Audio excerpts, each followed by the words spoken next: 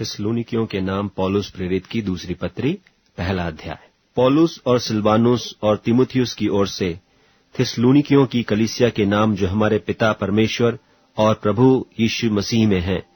हमारे पिता परमेश्वर और प्रभु यीशु मसीह से तुम्हें अनुग्रह और शांति मिलती रहे।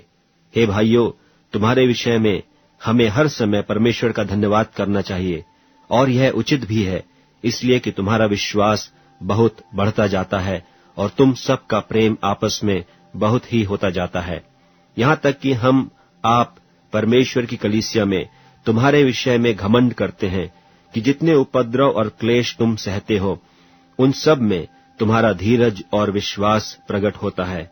यह परमेश्वर के सच्चे न्याय का स्पष्ट प्रमाण है कि तुम परमेश्वर के राज्य के योग्य ठहरो, जिसके लिए तुम दुख भी उठाते हो। क्योंकि परमेश्वर के निकट यह न्याय है कि जो तुम्हें क्लेश देते हैं उन्हें बदले में क्लेश दे, और तुम्हें जो क्लेश पाते हो हमारे साथ चैन दे। उस समय जबकि प्रभु यीशु अपनी सामर्थी दूतों के साथ धधकती हुई आग में स्वर्ग से प्रकट होगा, और जो परमेश्वर को नहीं पहचानते और हमारे प्रभु यीशु के सुसमाचार को नहीं मानते, उनसे पलटा लेगा। वे प्रभु के सामने से और उसकी शक्ति के तेज से दूर होकर अनंत विनाश का दंड पाएंगे। यह उस दिन होगा जब वह अपने पवित्र लोगों में महिमा पाने और सब विश्वास करने वालों में आश्चर्य का कारण होने को आएगा, क्योंकि तुमने हमारी गवाही की प्रतीति की। इसीलिए हम सदा तुम्हारे निमित्त प्रार्थना भी करते हैं कि हमारा परमेश्वर तुम्हें इस बुलाहट के योग्य समझे और भलाई की हर एक इच्छा और विश्वास के हर एक काम को सामर्थ सहित पूरा करे, कि हमारे परमेश्वर और प्रभु यीशु मसीह के अनुग्रह के अनुसार हमारे प्रभु यीशु का नाम तुम में महिमा पाए और तुम उसमें। थिस्सलुनीकियों के नाम पौलुस प्रेरित की दूसरी पत्री, दूसरा अध्याय।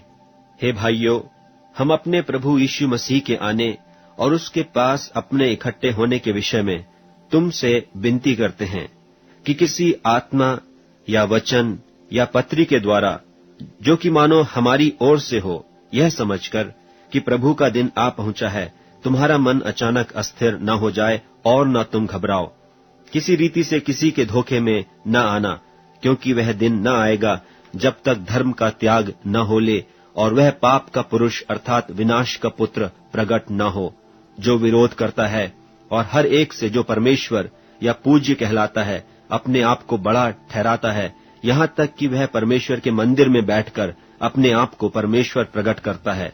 क्या तुम्हें स्मरण नहीं कि जब मैं तुम्हारे यहाँ था तो तुमसे ये बातें कहा करता था, और अब तुम उस वस्तु को जानते हो जो उसे रोक रही है कि वह अपने ही समय में प्रकट हो। क्योंकि अधर्म का भेद अब भी कार्य करता जाता है, पर अभी एक रोकने वाला है, और जब तक वह दूर न हो जाए वह रोके रहेगा। तब वह अधर्मी प्रकट होगा, जिसे प्रभु यीशु अपने मुंह की फूंक से मार डालेगा और अपने आगमन के तेज से भस्म करेगा। उस अधर्मी का आना शैतान के कार्य के अनुसार सब प्रकार की झूठी सामर्थ और चिन्ह और अद्भुत काम के साथ और नाश होने वालों के लिए अधर्म के सब प्रकार के धोखे के साथ होगा, क्योंकि उन्होंने सत्य के प्रेम को ग्रहण नहीं किया, जिससे उनका उद्धार होता। और इसी कारण परमेश्वर उनमें एक भटका देने वाली सामर्थ को भेजेगा, ताकि वे झूठ की प्रतीति करें, और जितने लोग सत्य की प्रतीति नहीं करते वरन अधर्म से प्रसन्न होते हैं, सब दंड पाएं। पर हे भाइयों और प्रभु के प्रिय लोगों, चाहिए कि हम तुम्हारे विषय में सदा परमेश्वर का धन्यवाद करते रहें कि परमेश्वर ने आदि से तुम्हें चुन लिया कि आत्मा के द्वारा पवित्र बनकर और सत्य की प्रतीति करके उद्धार पाओ, जिसके लिए उसने तुम्हें हमारे सुसमाचार के द्वारा बुलाया कि तुम हमारे प्रभु यीशु मसीह की महिमा को प्राप्त करो। इसलिए हे भाइयों, स्थिर रहो, और जो बातें तुमने क्या वचन क्या पत्री के द्वारा हमसे सीखी हैं, उन्हें थामे रहो। हमारा प्रभु यीशु मसीह आप ही और हमारा पिता परमेश्वर, जिसने हमसे प्रेम रखा और अनुग्रह से अनंत शांति और उत्तम आशा दी है, तुम्हारे मनों में शांति दे और तुम्हें हर एक अच्छे काम और वचन में दृढ़ करे। थिस्सलुनीकियों के नाम पौलुस प्रेरित की दूसरी पत्री, तीसरा अध्याय। निदान हे भाइयों, हमारे लिए प्रार्थना किया करो कि प्रभु का वचन ऐसा शीघ्र फैले और महिमा पाए जैसा तुम में हुआ, और हम टेढ़े और दुष्ट मनुष्यों से बचे रहें, क्योंकि हर एक में विश्वास नहीं। परंतु प्रभु सच्चा है, वह तुम्हें दृढ़ता से स्थिर करेगा और उस दुष्ट से सुरक्षित रखेगा। और हमें प्रभु में तुम्हारे ऊपर भरोसा है कि जो जो आज्ञा हम तुम्हें देते हैं उन्हें तुम मानते हो और मानते भी रहोगे। परमेश्वर के प्रेम और मसीह के धीरज की ओर प्रभु तुम्हारे मन की अगुवाई करे। हे भाइयों, हम तुम्हें अपने प्रभु यीशु मसीह के नाम से आज्ञा देते हैं कि हर एक ऐसे भाई से अलग रहो जो अनुचित चाल चलता और जो शिक्षा उसने हमसे पाई उसके अनुसार नहीं करता, क्योंकि तुम आप जानते हो कि किस रीति से हमारी सी चाल चलनी चाहिए। क्योंकि हम तुम्हारे बीच में अनुचित चाल न चले और किसी की रोटी सेहत में न खाई, पर परिश्रम और कष्ट से रात दिन काम धंधा करते थे कि तुम में से किसी पर भार न हो। यह नहीं कि हमें अधिकार नहीं, पर इसलिए कि अपने आप को तुम्हारे लिए आदर्श ठहराएं कि तुम हमारी सी चाल चलो।